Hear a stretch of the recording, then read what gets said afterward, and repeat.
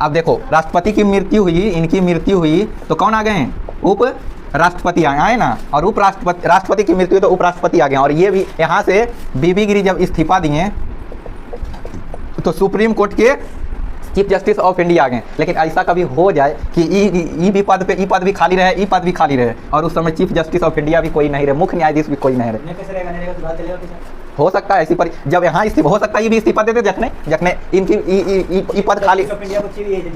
हाँ, मुख्य न्यायाधीश सभी जजों में मुख्य जज होता है। हाँ, तो देखो ये इस्तीफा दे दें, ये भी इस्तीफा दे दे, या इनकी मृत्यु हो जाए, ये इस्तीफा दे दें, या इनकी मृत्यु हो जाए, इनकी भी मृत्यु हो जाए। ऐसा होना नहीं चाहिए, भारत के लिए अच्छा नहीं है।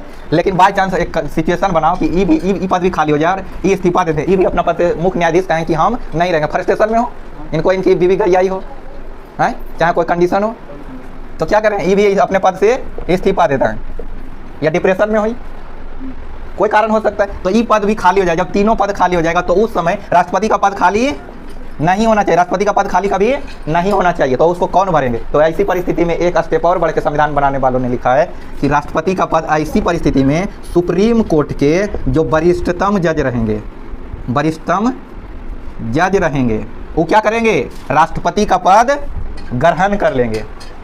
अब अगला सवाल तुम और बना सकता है, चाहे बन सकता है कंडीशन कि वरिष्ठतम जज भी अगर नहीं रहे तो हो सकता है ना, जो जिनको बनाया जाए वो भी कोई कारण से फ्रस्ट्रेशन में रहे, वो भी इस्तीफा दे दे, कोई नहीं रहे अपने पद से, ये भी बोले कि हम राष्ट्रपति पद ग्रहण नहीं करेंगे, लेकिन बनाया तो इन्हीं को जाएगा, ये भी बने और इस्तीफा दे दें, चाहे कोई बीमार हो जाए, हो सकता है, कुछ भी हो सकता है। तो ऐसी परिस्थिति में अब क्या होगा? तो वरिष्ठतम जज इसमें साफ लिखा गया। तो वरिष्ठतम एक वरिष्ठतम जज हट गए, दूसरा सुप्रीम कोर्ट में अभी कितने जज हैं?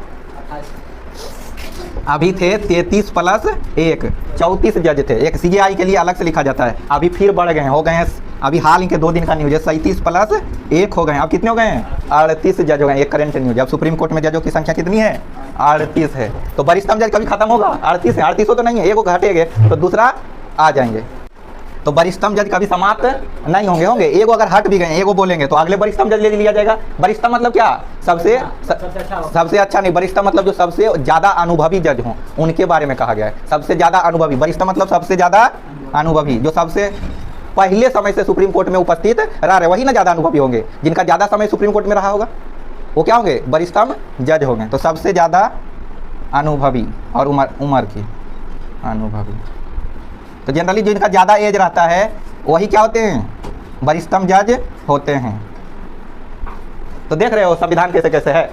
राष्ट्रपति का पद कभी खाली हो नहीं सकता, गाना है ना, कभी ये हो नहीं सकता, तो वही इसी पे जचता है, कभी ये हो नहीं सकता, इसी पे जचेगा। राष्ट्रपति का पद कभी खाली नहीं रहना चाहिए।